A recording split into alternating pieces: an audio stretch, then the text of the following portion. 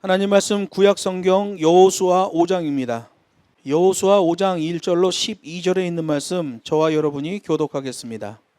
요단 서편의 아모리 사람의 모든 왕과 해변의 가나안 사람의 모든 왕이 여호와께서 요단물을 이스라엘 자손들 앞에서 말리시고 우리를 건네셨음을 듣고 마음이 녹았고 이스라엘 자손들의 연고로 정신을 잃었더라.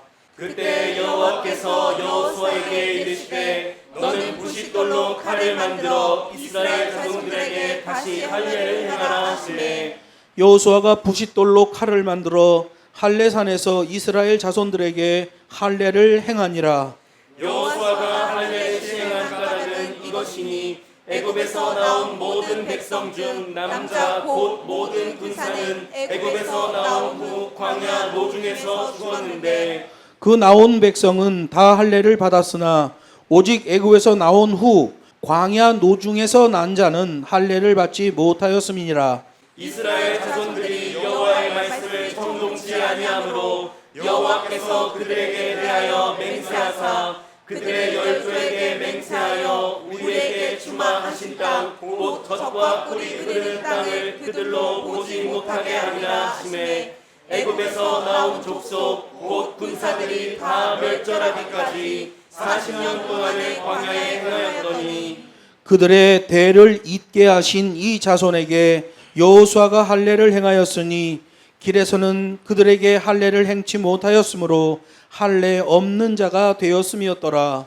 온 백성에게 할례 행하기를 편하매 백성이 진중 각 처소에 처하여 낫기를 기다릴 때에 여호와께서 여호수아에게 이르시되 내가 오늘날 애굽의 수치를 너희에게서 굴러가게 하였다 하셨으므로 그곳 이름을 오늘까지 길갈이라 하느니라.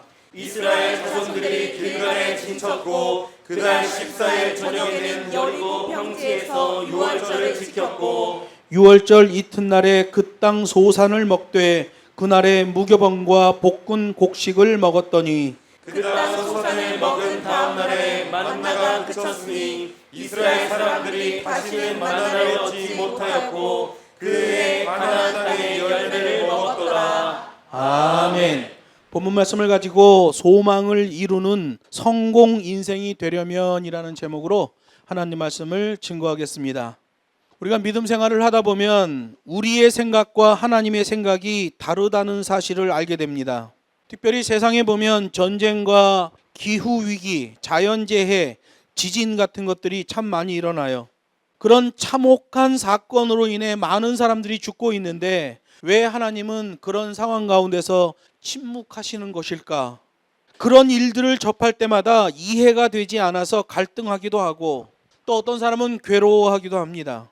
그럴지라도 그런 참혹한 일들 속에도 하나님의 뜻과 계획이 있다는 거예요. 성경을 읽다 보면 도저히 이해가 안 되는 일들도 있어요. 모세가 왕궁에서 잘 성장했습니다.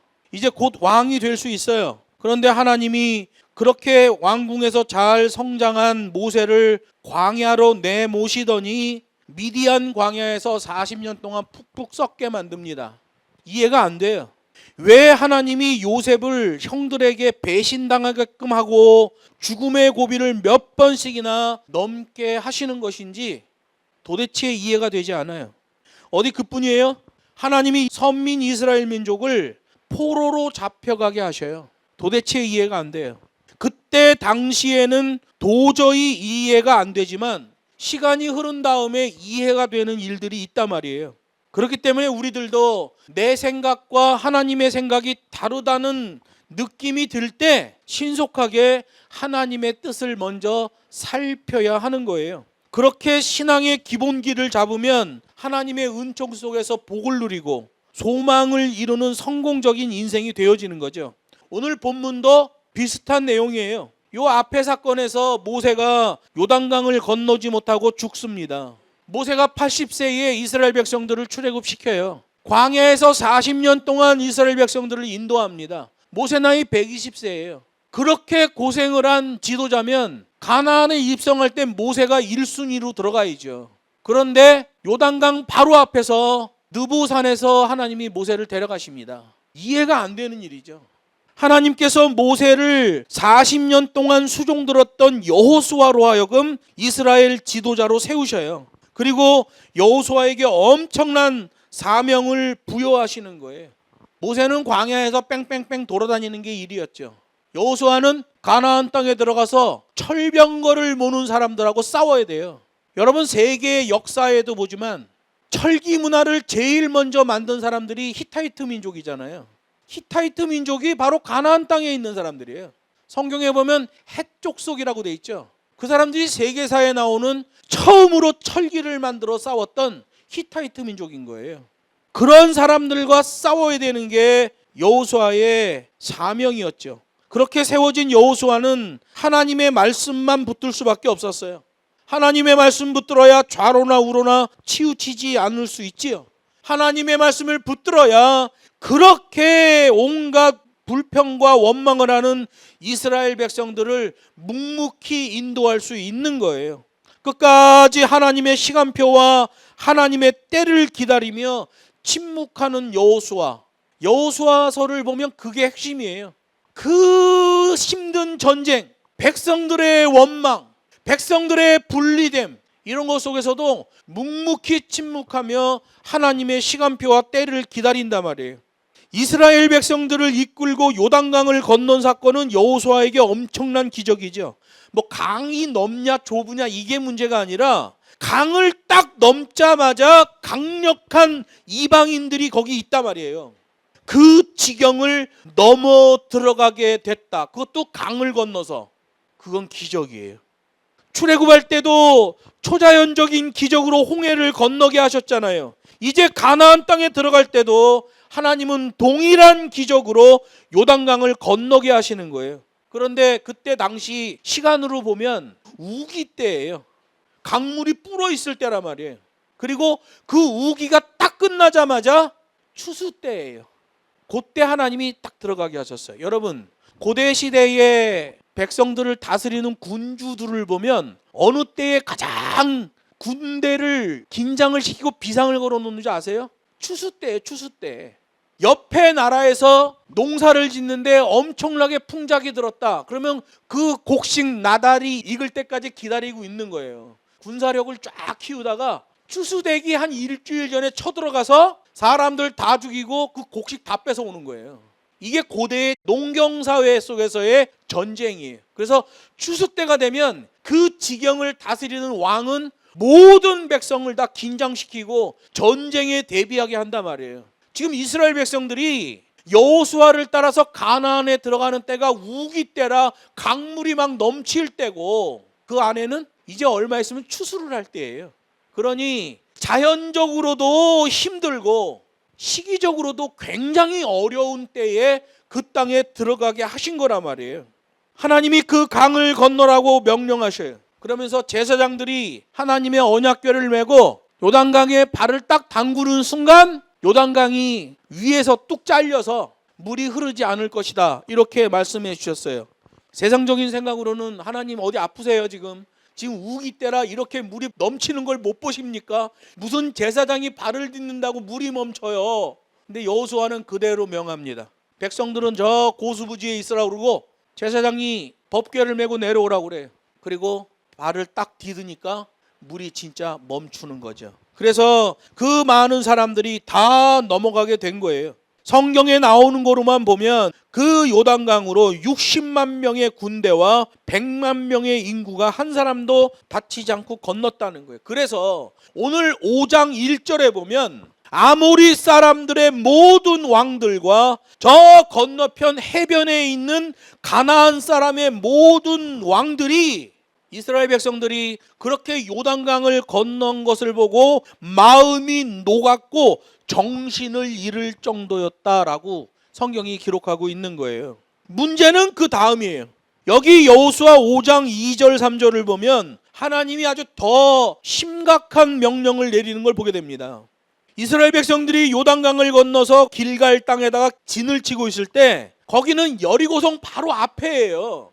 여리고성이 보인단 말이야. 앞에 당장 그 땅에 강력한 군대와 전쟁을 해야 되는데 할례를 하라네요.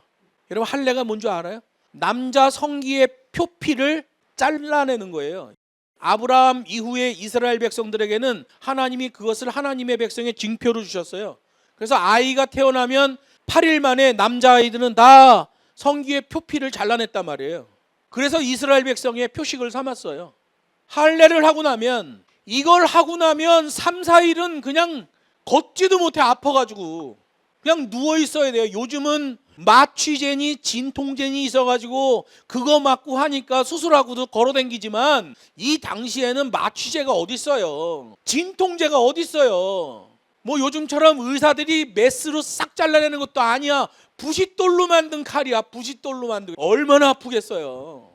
3, 4일은 그냥 누워 있어야 되는 상황이에요. 생각해 보세요, 여러분. 요단강 도하 사건으로 적군 진영이 충격을 받고 있을 때, 전쟁학적으로 보면 절호의 기회, 결정적 찬스, 공격을 감행해야 되는 시기란 말이에요. 상대방이 지금 정신을 잃을 정도로 충격을 받았기 때문에 그때 바로 공격해서 무너뜨려야 돼요. 이 여세를 몰아 즉각 공격하라. 이게 적당한 명령이죠. 확실하게 여리고를 밟아버리기 위해서 전열을 정비하라. 이게 전쟁학이죠. 상식적인 거잖아요. 그런데 하나님이 남자들은 전부 할례를 하라. 이거 어떻게 하라는 거야?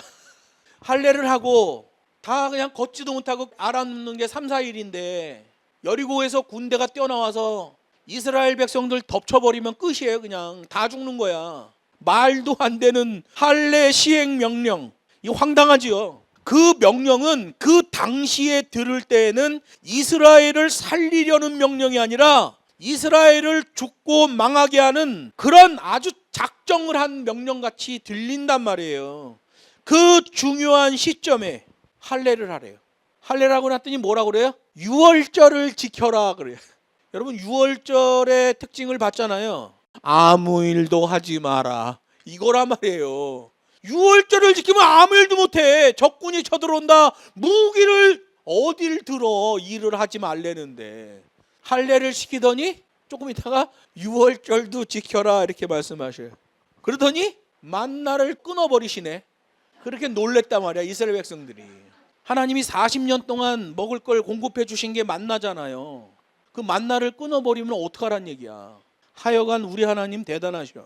그러더니 오늘 본문의 13절로 15절에 보면 군대 장관까지 하나 나타나서 간담을 서늘하게 하네. 우리 하나님이 하시는 방법이 이래요. 우리 오늘 본문에 보면 우리들에게 소망을 이루는 중요한 성공 비법 3가지를 교훈하는 거예요.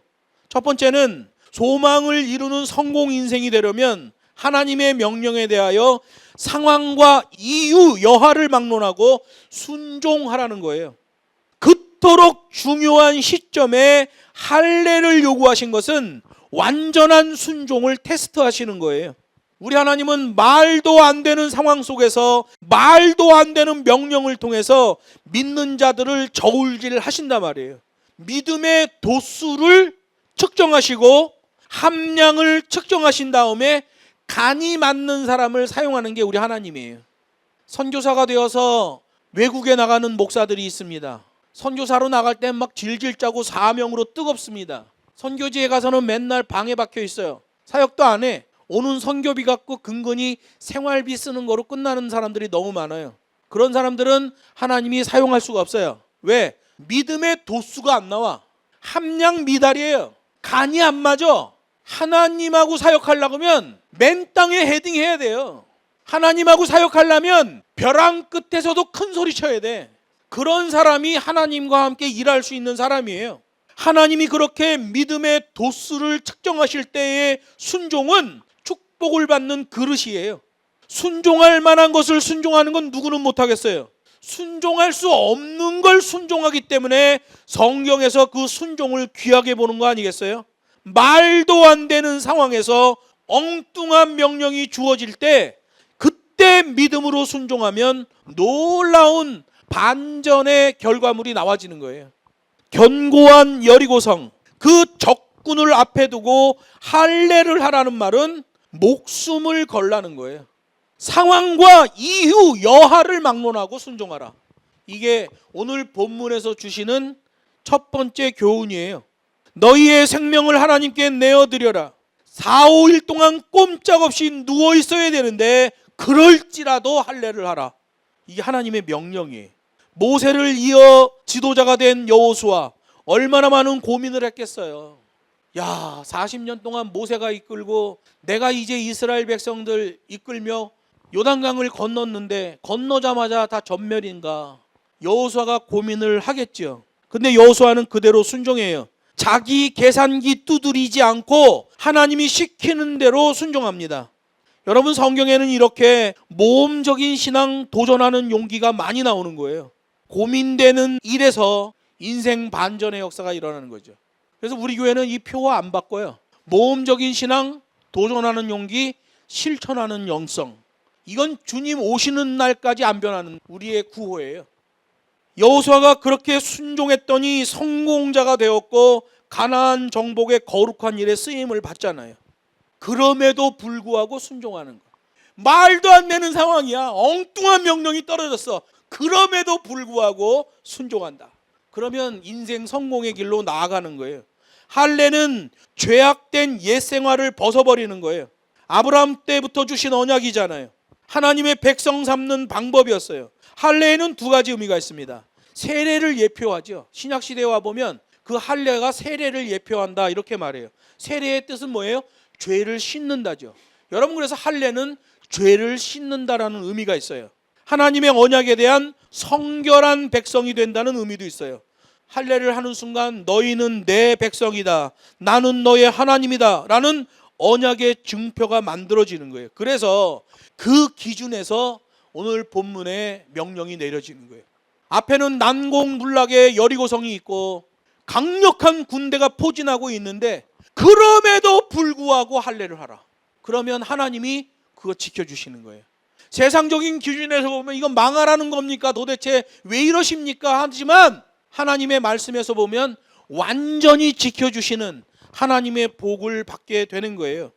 모세가 출애굽한 이스라엘 백성들에게는 할례를 베풀었지만 그들은 불순종 때문에 광야에서 다 분리수거가 돼버렸어요. 그들에게서 난 자녀들은 광야를 뺑뺑 돌아다닐 때는 할례를 못했어요. 할례 없는 백성이 됐어요. 이제 가나안 땅에서 하나님의 인도를 받아 거룩한 전쟁을 이어갈 때 반드시 할례의 백성이 돼 있어야 돼요. 그래서 하나님께서 할례를 명하셨던 거죠. 여러분, 두 번째, 소망을 이루는 성공적인 인생이 되려면 과거의 은혜를 잊지 말고 살아야 돼요.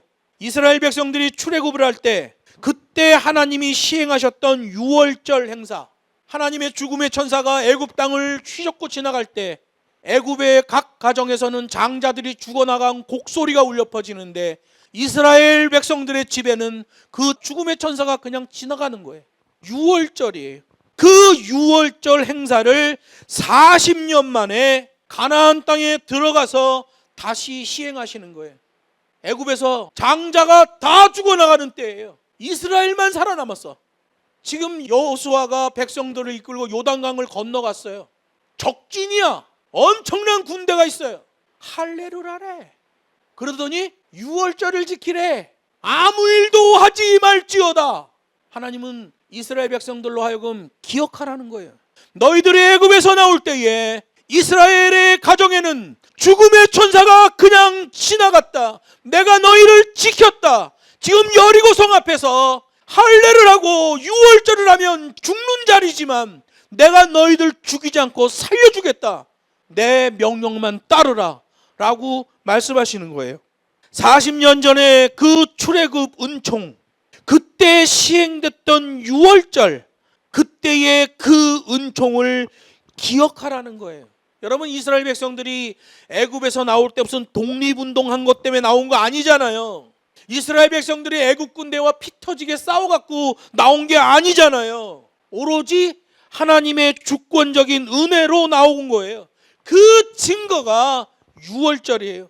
그래서 하나님이 절기를 주실 때, 하나님이 어떤 일을 진행하실 때 유월절을 기준으로 안식일을 계수하여 하나님이 절기를 주시는 걸 보게 돼요.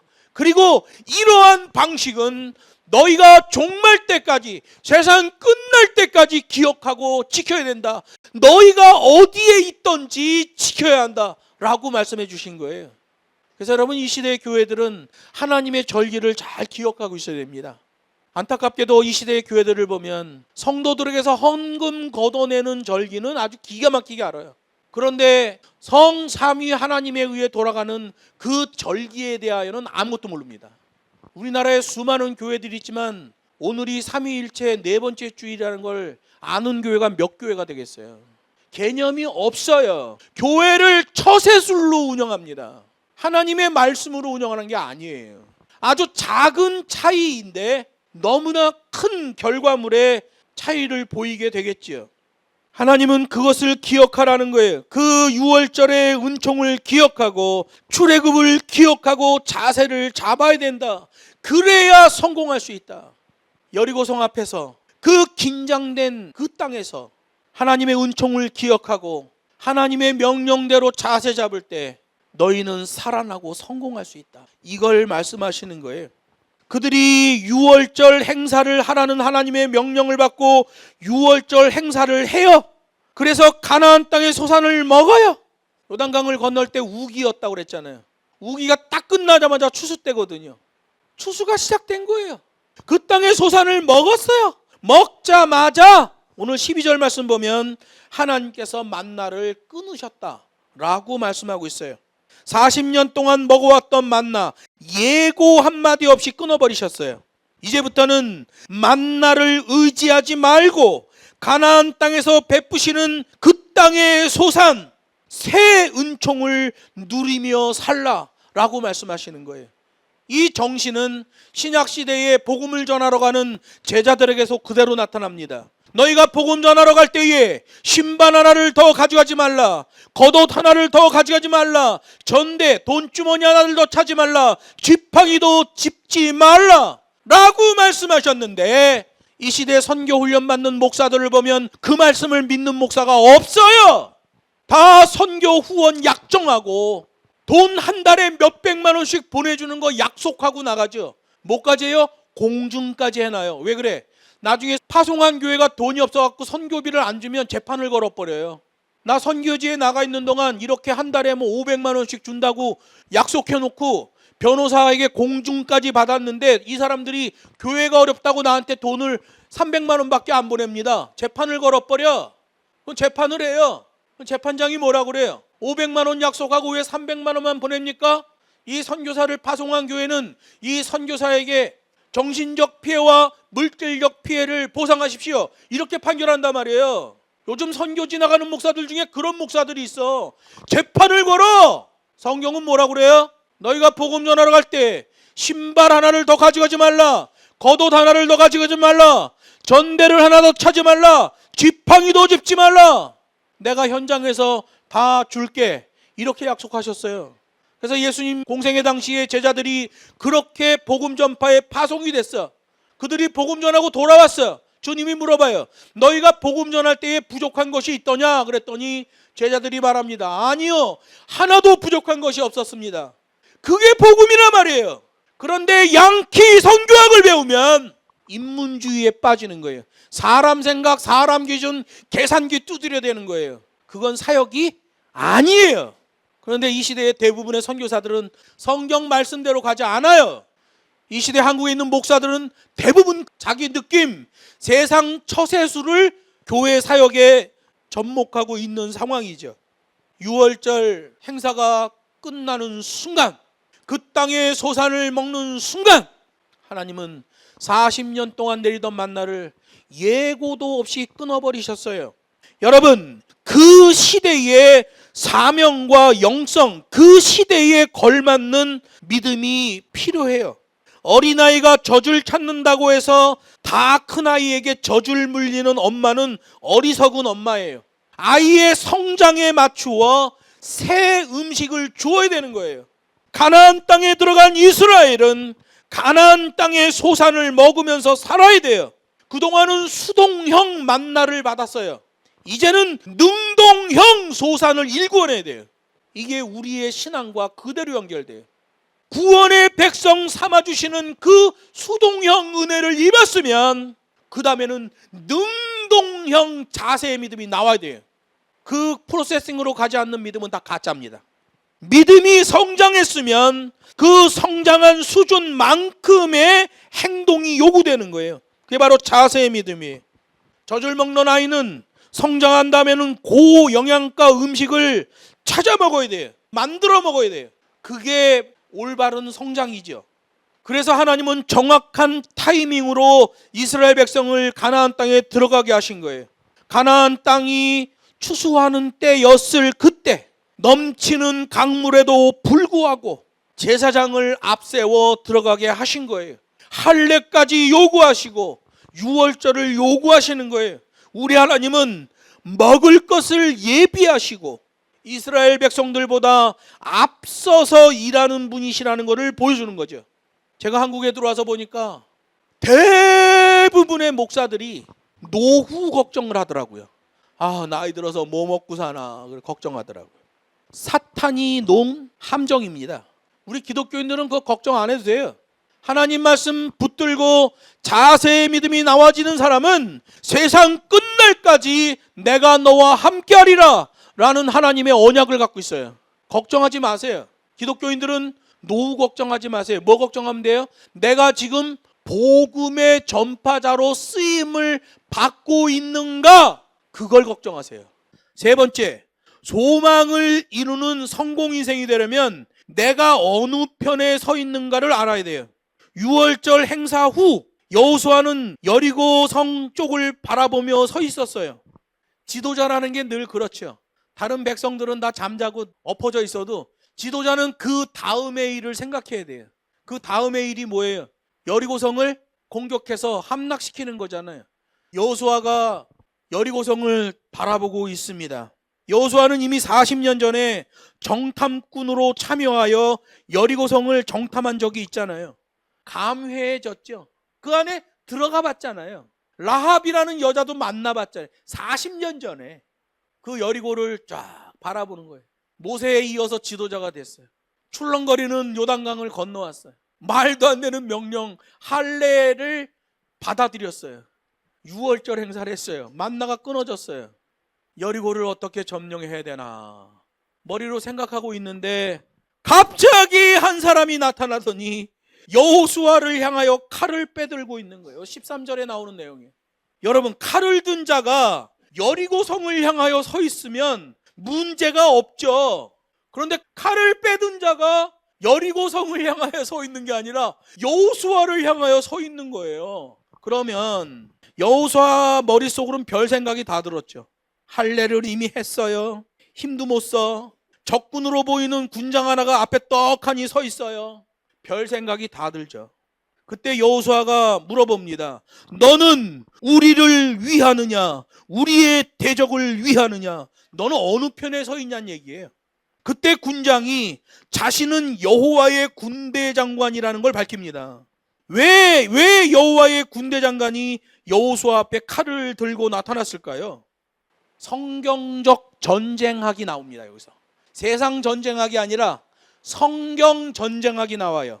전쟁에서의 승리는 적을 이기는 것이 아니라 내가 먼저 죽어야 한다는 진리예요. 그래서 여호수아를 향하여 칼을 빼들고 서 있는 거죠. 참된 승리를 하려면 내가 먼저 죽어야 되는 거예요. 수많은 영적 전쟁에 패배하는 이유, 그 원인은 바로 내 생각, 내 기준에 빠져 있는 나 때문에 패배하는 거예요. 하나님의 말씀의 기준으로 가면 패할 일이 없는데 내 기준, 내 생각, 내 지식, 내 경험을 따라가는 나 때문에 결국 영적 전쟁에서 실패를 하고 마는 거지요. 내가 먼저 죽어야 한다. 우리나라에서 이 별세 신학을 가지고 목회를 했던 목사님이 한 분 계셔요. 저 수원 쪽에 가면 한신교회라고 있어요. 한신교회. 지금은 돌아가셨는데 이중표 목사님이 한국 기독교 기장측이죠. 제가 신학교 다닐 때 이중표 목사님한테 연락이 왔어. 한신교회 와서 찬양인도하고 전도사 좀 하래. 제가 좀 찬양인도 크게 했었거든요. 그랬더니 한신교회에서 저를 스카우트 하겠다고. 그래가지고 학장님을 찾아갔어요. 학장님, 우리가 장로교 교단 신학교인데 제가 한신 측, 기장 측 한신교회 가서 찬양인도하고 그 교회 전도사를 할 수 있을까요? 그랬더니 우리 학장님이 나한테 그러면 학교 자퇴를 하고 가게 그러더라고. 기장 측은 장로교인데도 자유의 자유예요. 데모도 엄청나게 해요. 대신 사회 참여를 열심히 하는 그런 교단이에요. 그 이중표 목사님, 별세의 신학. 제가 이중표 목사님 설교를 굉장히 좋아해요. 내가 먼저 죽어야 한다. 여러분, 우리나라 왜 이렇게 싸워요? 기독교 안에서도 싸우고 국민들의 정치 감정도 두 개로 나눠 싸우고. 왜 그럴까요? 내가 먼저 안 죽기 때문에 그래요. 별세의 신학이 요구되는 시대죠. 여호수아 앞에 나타난 그 군장은 나는 여호와 편에 서 있는 군대 장관이다 라고 대답합니다. No, where? 나는 하나님 쪽에 있는 사람이다 라고 말해요. 양키 신학은 하나님이 내 편 되어주는 것을 말합니다. 성경은 내가 하나님 편에 서는 것을 말합니다. 성경대로 해야 승리하는 거예요. 우리는 하나님을 내 편 삼으려는 노력을 하지만 그보다 더 중요한 것은 성경이 말하는 것처럼 내가 하나님 편에 서는 거예요. 그건 능동적입니다. 능동태여야 돼요. 하나님, 나로 하여금 하나님 편에 서게 하여 주시옵소서. 뒤통수 한 대 맞습니다. 내가 하나님 편에 서는 건 능동태예요. 하나님의 언약의 말씀을 붙들고 결단하고 적군 앞에서 할례하라 순종하고 적군 앞에서 유월절 지켜라 순종하고 그럴 때 되어지는 거예요. 그럴 때 하나님 편에 서게 되는 거죠. 하나님의 군장이 여호수아에게 명령했습니다. 15절에 보면 너는 신을 벗으라. 출애굽기 3장 5절에서도 나와요. 하나님께서 모세에게 말합니다. 너가 서 있는 곳은 거룩한 곳이니 너의 신을 벗으라. 이게 무슨 말이에요? 나는 당신의 종입니다 라는 자세를 잡으라는 거예요. 그리고 하나님 앞에서 거룩하라 라는 말씀이에요. 진정한 지도력은 칼에 있지 않고 거룩에 있다. 이게 성경에서 말하는 전쟁학이에요. 세상에서는 야, 거룩 가지고 무슨 전쟁에 승리하냐, 칼 가지고 승리하는 거지. 아닙니다. 성경에서 말해요. 진정한 승리는 칼에 있지 않고 거룩에 있다. 그래서 신발을 벗으라고 하는 거예요. 그랬더니 여호수아가 군대 장관의 명령대로 그대로 순종하잖아요. 자세의 믿음이에요. 이건 능동태입니다. 신발을 벗는 걸 수동태로 해버리면 군장이 너 이리 와라, 발 내밀어, 신발 벗자, 벗겨야 돼요. 신발 다 찢어져야 돼. 수동태 아니에요. 능동태예요. 벗으라! 명령이죠. 벗겠습니다. 능동태예요. 수동태와 능동태의 오묘한 조화, 그걸 순종 100%라고 하는 거예요. 순종 100%는 능동태와 수동태의 오묘한 조화 속에서 나오는 거예요. 여호수아는 이미 이스라엘 최고 통수권자가 돼 있잖아요. 여호수아가 가라 하면 누구든지 가야 되고, 여호수아가 멈추라 그러면 누구라도 그대로 멈춰야 돼요. 최고 통수권자라 말이에요. 그런 위치에 여호수아가 있었어요. 그런데 하나님이 말씀하셔요. 너의 신을 벗으라. 그랬더니 능동태로 신발을 벗고 순종합니다. 이걸 자세의 믿음이라고 하는 거예요. 결국 여호수아는 그 자세의 믿음으로 여리고성을 정복할 수 있었어요. 수동태와 능동태의 오묘한 조화, 계명에 대한 100% 순종이 그때 만들어지는 거예요. 여호수아가 여리고성 공격하는데 성 앞에 가갖고 하나님 아버지, 이 성을 어떻게 도나이까? 우리가 간절히 기도만 하오니 여리고성을 박살내 주시옵소서. 안 돼. 그렇게 하면 하나님의 명령을 따라 여호수아와 이스라엘 백성들이 여리고성 앞에까지 갔으면, 그렇게 수동태에 순종을 했으면 여리고성을 도는 능동태에 순종을 해야 돼요. 수동태와 능동태의 오묘한 조화, 계명에 의한 100% 순종, 이게 하나님의 역사요. 여기서 승리하는 인생이 일구어지는 거예요. 양키 신학은 인문주의입니다. 믿음은 구원이라 해요. 기도하면 다 이루어진대요. 거짓말입니다. 가짜 복음이에요. 말씀을 맺습니다. 우리도 상황과 이유, 여하를 막론하고 하나님의 명령에 순종해야 돼요. 강물이 범람할 때도 도화해라. 도화를 해야 돼요. 할례를 해라. 할례해야 돼요. 유월절을 지켜라. 유월절 지켜야 돼요. 그게 하나님의 축복의 비밀이에요. 하나님께 받았던 과거의 은총을 잊지 말고 기억해야 돼요.